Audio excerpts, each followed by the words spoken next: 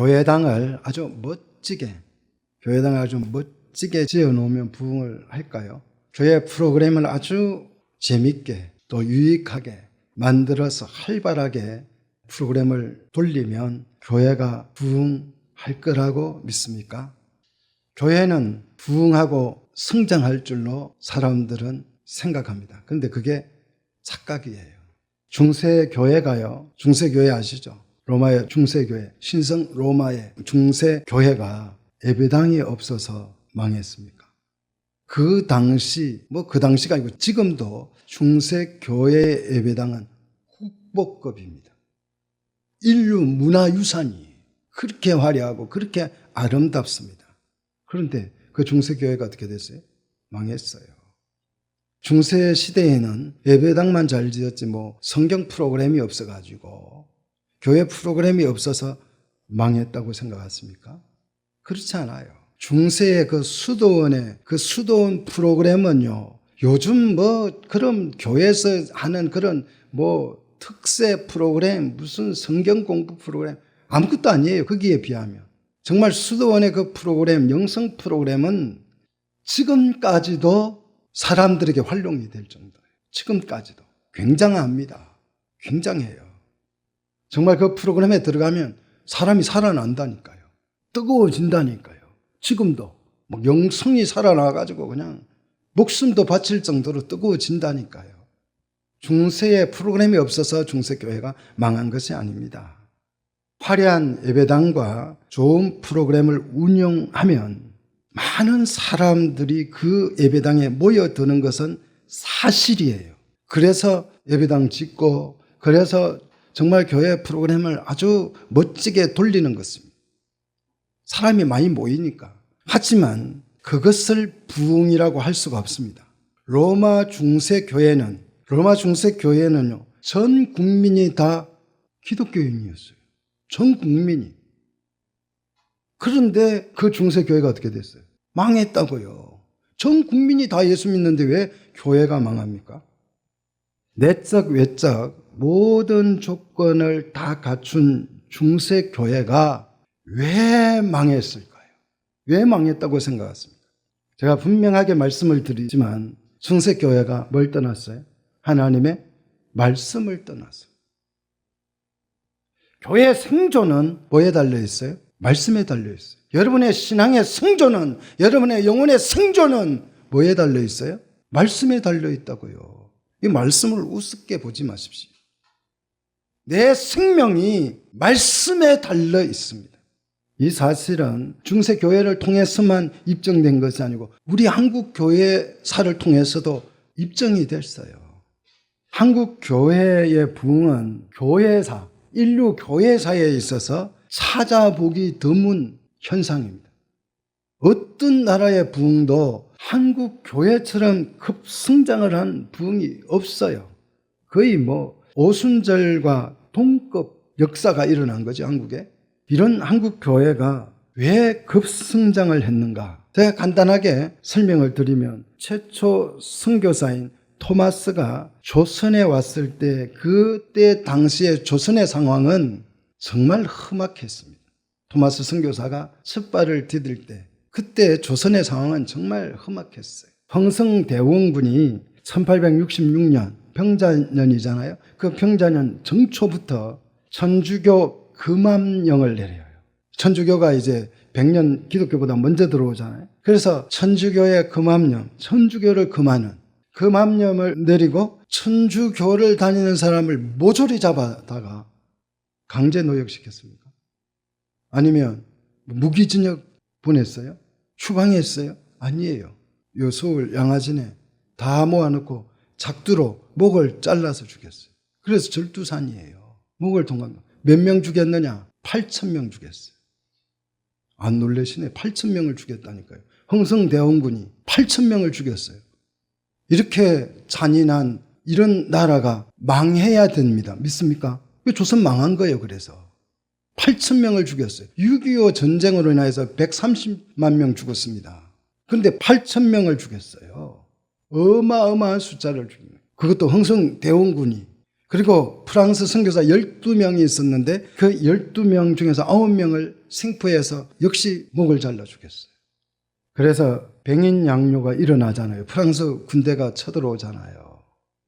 거의 뭐 전쟁 수준이에요. 여러분 뭐 프랑스 군대가 우리나라를 쳤다 욕하지 마십시오. 아니 자국민의 선교사를 목을 잘라 죽이는데 가만히 있으면 그 나라가 나쁜 나라지요. 흥성대원군이 잘한 거예요. 우리나라기 때문에 잘한 거예요. 이런 상황에 8,000명을 죽이는, 예수 믿으면 8,000명을 죽이는 상황에 최초의 선교사인 토마스 선교사가 성경 500권을 가지고 들어와요. 500권을 가지고. 어떻게 됐어요? 1866년 9월 3일에 배에서 내리기가 무섭게 어떻게 됐어요? 참수당했어요. 참수당했다고요. 결혼한 지 3년 만에 결혼하자마자 아내의 손을 잡고 신혼여행을 선교하러 온 거예요. 그래서 중국을 거쳐서 조선에 들어왔는데 오는 과정에서 아내 죽고 혼자 들어왔는데 그 자리에서 참수당했어요. 이것은요 어쩌면 당연한 결과예요. 성경 500권을 가지고 불 속에 뛰어든 거잖아요. 그 당시에 흥성대원군이 예수를 믿으면 조선을 그 믿는 사람을 어떻게 하는지 다 알고 있었어요. 중국을 통해서 들어왔기 때문에. 중국에서 1, 2년 활약을 했기 때문에 다 알고 있었습니다. 그럼에도 불구하고 성경 500권을 품고 들어왔어. 그런데 들어와서 대동강변에 들어와서 말 한마디 예자도 꺼내지 못했어요. 예자를 꺼내기도 전에 그의 목이 날아갔어. 이게 토마스의 일생입니다. 그가 와서 이 땅에 와서 한 일이라고는 고작 몇 권의 성경을 전해준 것밖에 없어요. 뭐 말을 알아요? 뭐가 알아요? 그러니까 성경책 전해줘. 한문 성경 그 당시에. 그런데 이 토마스를 참수했던 박충건이라는 포졸이겠죠. 그 당시에 포졸이 그때 그 참수할 때의 상황을 이렇게 진술합니다. 이 박충건이라는 사람을 칼을 빼들고 토마스 선교사의 목을 치려고 하는데 어떻게 했을까요? 선교사가 한 번만 살려주십시오. 한 번만 살려주십시오. 하루만 살려주십시오. 그랬겠습니까? 활짝 웃는 얼굴로 품속에서 성경을 꺼내줍니다. 이거 받고 내 목을 치라. 그가 한 일은 그거밖에 없어요. 이 사람이 선교사 목을 치려다가 충격을 먹어. 근데 어떻게 안 칠 수 있어요? 일단 목을 치고 봐야지. 그래서 참수하고 정말 이 책이 무엇이길래 이 사람이 목숨을 걸고 나에게 전해주냐. 도무지 그 책의 내용이 궁금해서 견딜 수가 없었어요. 그래서 집에 가서 그 책을 읽었어요. 어찌 됐을까요? 말씀이 역사해서 그 심령을 변화시켜서 하나님이 살아계심을 믿게 하셨어요. 믿어지게 했어요. 그때는 믿으면 안 되는 때예요. 믿으면 어찌 돼요? 자기가 지금 선교사의 목을 잘랐잖아요. 글이 되는 거예요. 그런데 믿어지는 걸 어떻게 해요? 그래서 하나님을 믿고 예수를 믿고 그 성경책을 발각될까 봐 숨겨놨어요. 그리고 이 사람이 예수를 믿어서 나중 안주교회 장로가 돼요. 놀랍지 않습니까? 그런데 집안 깊숙이 숨겨놓은 그 성경책을 조카가 와서 숨겨놓은 성경책을 또 꺼내서 읽다가 예수를 믿어요. 이 사람이 이영태입니다. 그 사람이 로스 선교사와 만나서 여러분이 가지고 있는 한글 성경을 번역한 거예요. 할렐루야. 말씀만이 우리를 살게 합니다. 말씀만이 우리 속에 믿음을 일으키는 줄 믿으시기를 축복합니다. 뿐만 아니라 이 토마스 선교사가 12살짜리 최치랑이라고 하는 소년에게도 성경책을 전해줬어요. 근데 최치랑이 성경을 받아서 보니까 이거 가지고 있다가는 목이 잘리니까 그걸 가지고 당장 포졸에게 가서 박영식이라는 사람에게 전해줍니다. 박영식이라는 사람이 성경을 받아보니까 입이 막 쬐졌어요. 왜요? 이게 생명의 말씀, 진리의 말씀이어서요? 아니에요. 이야, 이거 갖다가 집에 도배하면 끝내주겠다. 성경책 종이가 얼마나 좋아요. 그것도 한문 성경이니까 얼마나 성경이 크겠어요. 그죠? 예. 그래서 그것을 받아다가 이 사람이 성경을 한 장 한 장 찢어서 갈갈이 찢어서 벽에다가 차례차례 붙였어요. 그래서 얼마나 박이 운치가 했어요. 성경, 한문 성경이 쫙 쓰여진 가지런히 쓴 한자 성경이 벽에 쫙 붙어 있으니까 얼마나 뭐 요즘도 그런 디자인 하잖아요. 인테리어 하잖아요. 그죠? 예. 얼마나 멋있겠어요. 그래서 누워서 자려고 보니까 천장에 하나님의 말씀이 떠다니는 거예요. 벽을 봐도 하나님의 말씀이 기록되어 있어요. 뒤돌아 누도 하나님의 말씀이 기록이 되어져 있어요. 그래서 그거 읽다가 어찌 됐을까요? 어찌 됐겠어요? 예수 믿었어요. 예수를 믿고 이 자기 집을 널따리 교회로 만들어요. 할렐루야. 자기 집을 널따리 교회로 만들었어요. 그 후에 마포 3열 선교사에 의해서 이 교회가, 널따리 교회가 그 유명한 장대현 교회가 됩니다. 이 장대현 교회에서 1907년에 대부흥이 일어났어요. 할렐루야. 정말 기막힌 부흥 스토리 아닙니까? 성경 한 권이 대부흥을 일으켰어요. 저는 확신합니다. 1907년 대부흥의 비밀은 말씀 부흥이에요. 말씀 부흥입니다. 근데 안타까운 거는 이 부흥이 말씀 부흥이라는 걸 몰라요. 하지만 그 당시의 사람들은 이 부흥은 말씀으로 인한 부흥이었다는 걸 너무도 확실하게 알았어요. 그래서 그 당시의 전도라고 하는 것은 오세요, 자 사형리 합시다 이런 거 아니에요. 예수를 믿으면 이런 거 아니에요. 그냥 쪽복음 전도라 그랬어요. 그냥 성경을 한 권씩 나누어서 그냥 사람들에게 주는 거예요. 이거 읽어보라고. 그게 전도의 전부였어요. 다시 말해서 말씀 선포가 전도의 전부였습니다. 영접 기도하자 이런 거 없었어요. 무슨 영접 기도한다고. 내가 영접하면 예수님이 들어오십니다. 성경을 알아야, 말씀을 들어야 말씀이 우리의 믿음을 일으키는 거지. 사랑하는 성도 여러분, 부흥의 최고의 비결은 말씀 선포입니다. 말씀이 없는 부흥은 부흥이 아니에요. 저는 그런 부흥은 부흥으로 믿지 않습니다. 하나님의 말씀은 그 자체가 능력이 있습니다. 상상 이상의 능력과 파워가 하나님의 말씀에 있습니다. 우리는 이 능력과 파워가 있는, 살아있는 이 하나님의 말씀을 선포하기만 하면 됩니다. 다른 거 하지 마십시오. 말씀 선포 이것만 하시면 돼요. 사람을 설득시켜서 꼬아서 어떻게 예수를 믿게 한번 그래서 설득시켜서 교회 데리고 올 수는 있지만 믿음을 일으킬 수는 없어요. 믿음은 오직 주의 말씀만이 일으키는 줄 믿으시기를 축복합니다. 그래서 한국 교회는 1907년에 이 대부흥을 아직도 잊지 못해요. 기도할 때마다 장대현 교회 1907년에 부흥을 달라고 교회마다 기도해요. 하지만 사모하는 것으로 끝나서는 안 돼요. 사모하는 것으로 끝나면 아무것도 아니에요. 말씀을 선포해야 될 줄로 믿습니다. 그때의 부흥을 꿈꾼다면, 정말 그때의 부흥을 우리가 정말 꿈꾼다면 정말 하나님의 말씀에 여러분 집중하시기를 축복합니다. 그러면 말씀이 우리를 부흥시킬 줄로 믿습니다. 그래서 한국 교회의 부흥의 기초는 말씀 선포였다. 그런데 또 하나의 아주 안타까운 비밀을 제가 하나 더 알려드리겠습니다. 이렇게 말씀의 폭발로 엄청난 부흥을 했던 그 1907년 때 조선의 교회잖아요. 그 조선의 교회는 어떻게 됐을까요? 이거 별로 아는 사람이 없어요. 30년 만에, 부흥한 지 30년 만에 한 세대가 지나가기도 전에 조선의 교회는 망해버렸어요. 단 한 교회도 남지 않고 다 망했습니다. 지상에 흔적도 없이 사라졌어요. 왜 그랬을까요? 어떻게 말씀으로 세워진 교회가 하루아침에 멸망을 해버렸을까? 일반 구멍가게도 이렇게 쉽게 망하지는 않습니다. 근데 교회가 완전히 망했어요. 근데 망했다는 사실도 모르고 사는 사람이 많다니까요. 그 이유, 조선교회가 망해버린 이유가 기가 막혀요. 여러분 한번 들어보십시오. 얼마나 기막힌지.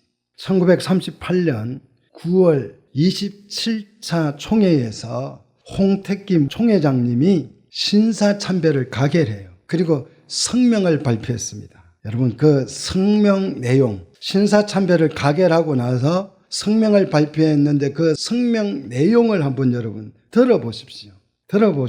얼마나 기막힌지 한번 들어보십시오. 이렇게 성명을 발표했습니다. 아등은, 여기서 아등이라고 하는 말은 그 당시에 이제 고지요.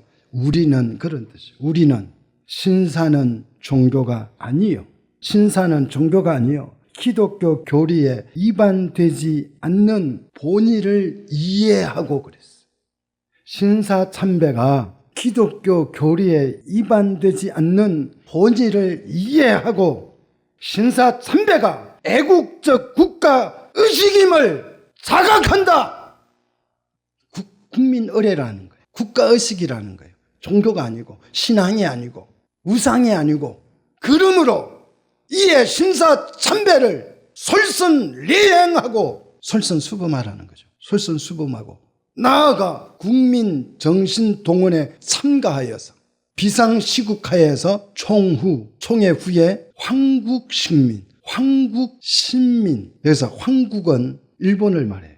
그때는 일본이었으니까, 조선은 없고 일본이었으니까 일본 신민, 신의 백성이 되어서, 웃기지 않습니까? 신사는 신이 아니라며요. 그런데 뒤에 가서 한국 신민이 되어서, 신의 백성이, 일본 신의 백성이 되어서 성명의 모순이 돼요. 백성이 되어서 백성으로 적성을 다하기로 한다. 적성은 마음에서 우러나는 참된 정성을 말해요.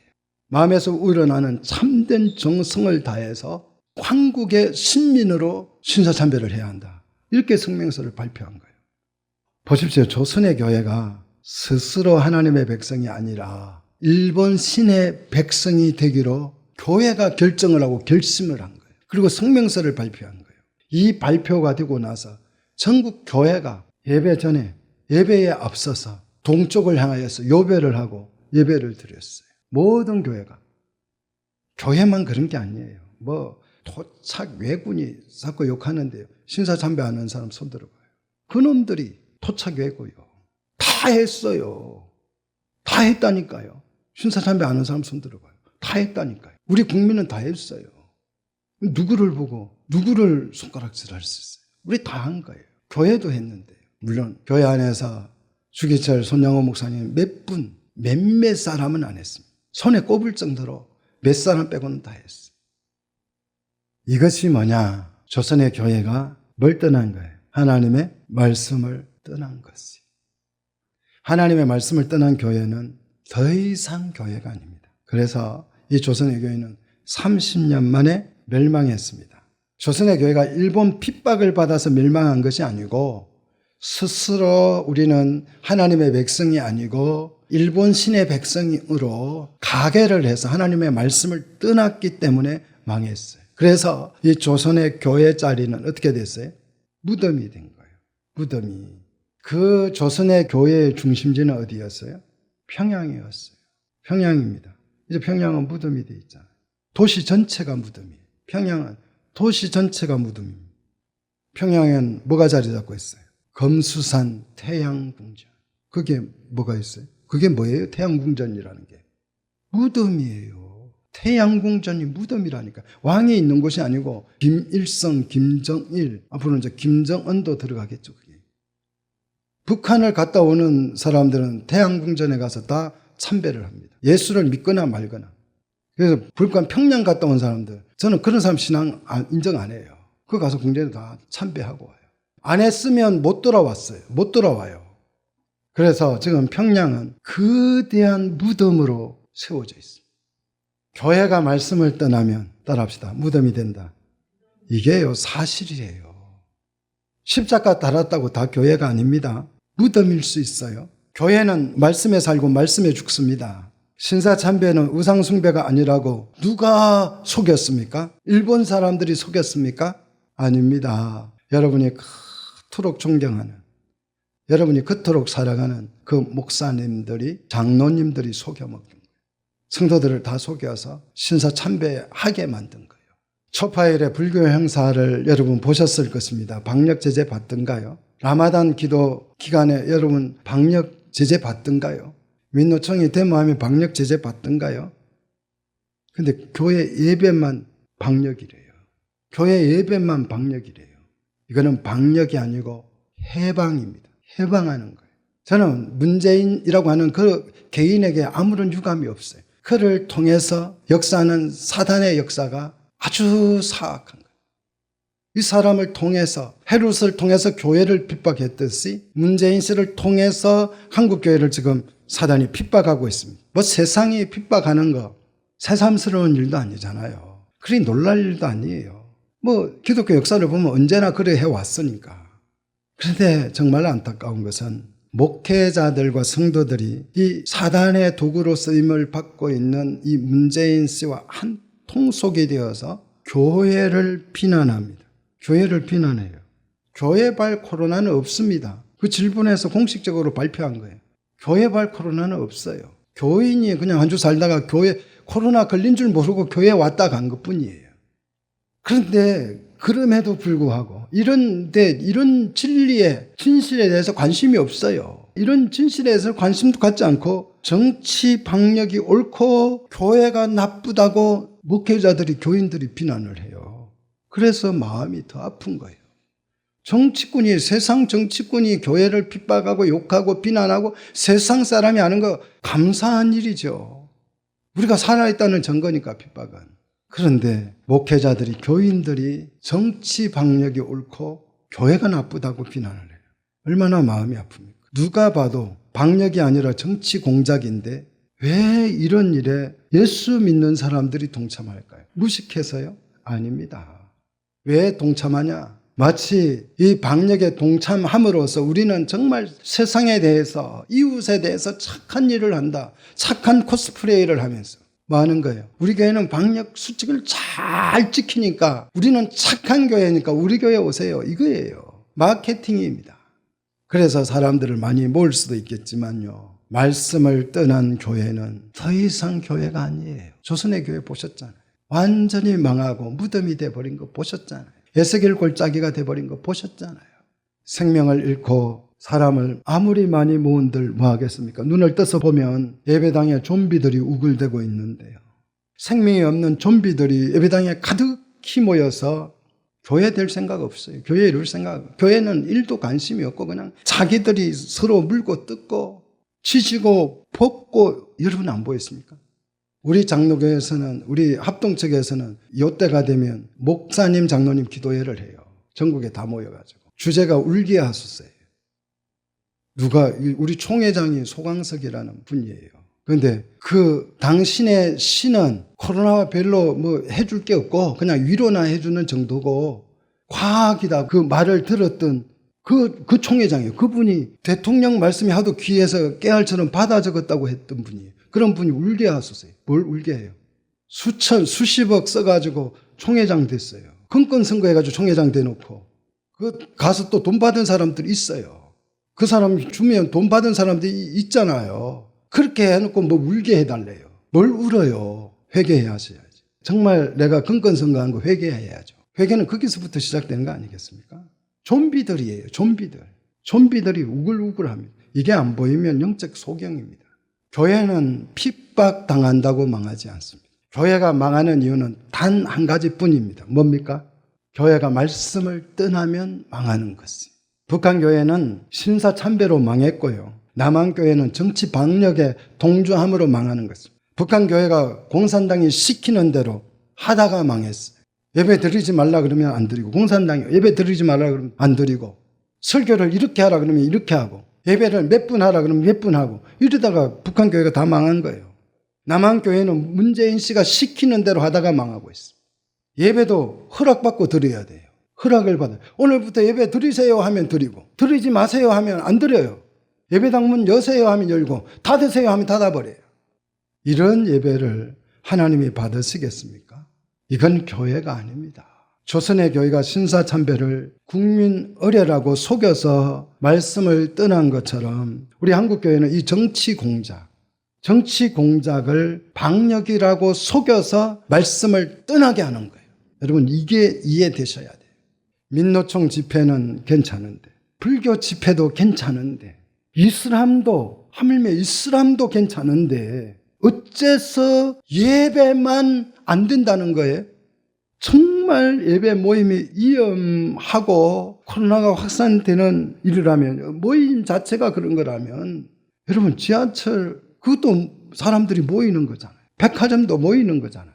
그럼 모이면 안 돼요. 직장도 모이는 거잖아요. 모이면 안 되는 거예요. 정말 모임이 위험하다면. 근데 직장도 갈 수 있고 다 가는데, 백화점도 가고 마트도 가고 다 가는데 어디만 못 가요? 예배당만 못 가요.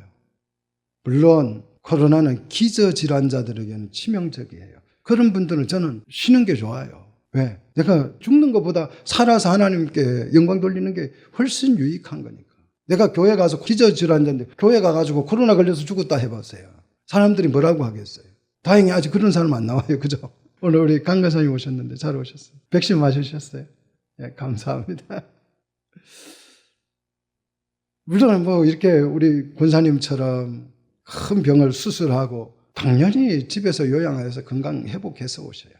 근데 멀쩡해가지고 그냥 커피숍 뭐 식당 갈 때 안 갈 때 다 다니면서 교회만 안 와요. 그게 신앙 맞습니까? 예배가 직장보다 소중하지 않습니까?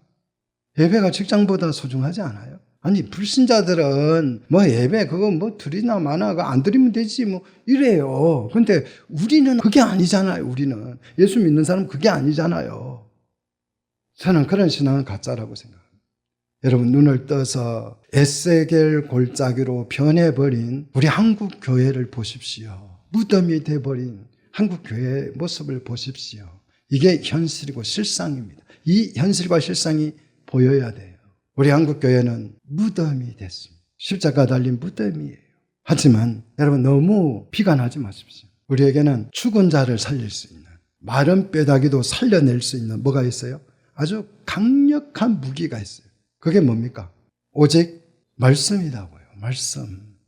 무덤으로 변해버린 한국 교회를 향하여서 여러분이 외치십시오. 뭘요? 말씀을 외치라. 이게 우리의 사명이에요. 말씀을 선포하면 그 말씀에 싹을 틔우시고 그 말씀이 꽃이 피게 하시고 그 말씀이 열매 맺게 하시는 분은 누구다? 하나님이시다. 하나님의 말씀을 뿌리면 그 말씀은 점 하나, 획 하나도 버려지지 않습니다. 다 실현될 줄로 믿습니다. 그게 마태복음 5장 18절 내용이잖아요. 한번 보십시오. 마태복음 5장 18절. 우리 한번 같이 읽어보겠습니다. 마태복음 5장 18절 같이 읽겠습니다. 진실로 너희에게 이르노니 천지가 없어지기 전에는 율법의 1.1획도 결코 없어지지 아니하고 다 이루리라. 믿습니까? 하나님의 말씀의 실현은 누구 책임입니까? 하나님 책임이에요. 그래서 우리는 하나님을 믿고 하나님이 책임지실 것이니까 이 하나님의 말씀을 우리의 입을 통해서 선포하는 것입니다. 우리의 입을 통해서 선포하라고 말씀으로 주신 거예요. 입으로 선포하라고 말씀으로 주신 거예요. 우리가 선포하면 다 이루어질 줄로 믿습니다. 고린도 후서 1장 20절에 하나님의 약속은 그랬어요. 하나님의 약속은 말씀이죠. 하나님의 약속은 얼마든지 한계가 없다는 거예요. 하나님의 말씀은 한계가 없습니다. 하나님의 말씀은 한계가 없어요. 얼마든지 그리스도 안에서 뭐가 된다? 이해가 된다. 그런즉 그로 말미암아 우리가 그 하나님의 약속의 말씀에 뭐하여? 아멘하여 하나님께 영광을 돌리게 된다 그랬어요. 아멘하여서 하나님의 약속이 말씀에 대해서 아멘으로 화답하셔서 그 아멘으로 화답하기만 하면 하나님께 영광이 돌려질 줄로 믿습니다.